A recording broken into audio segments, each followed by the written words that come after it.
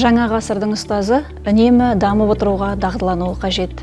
Бүгінде көшбасшы педагог өзінің қызметін харизматикалық және жобалық бағытқа негіздеуі тиіс.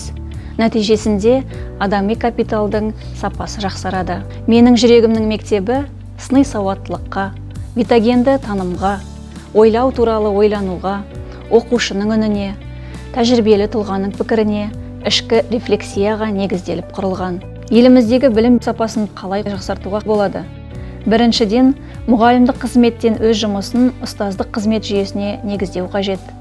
Екіншіден, мамандықты жүрекпен таңдау.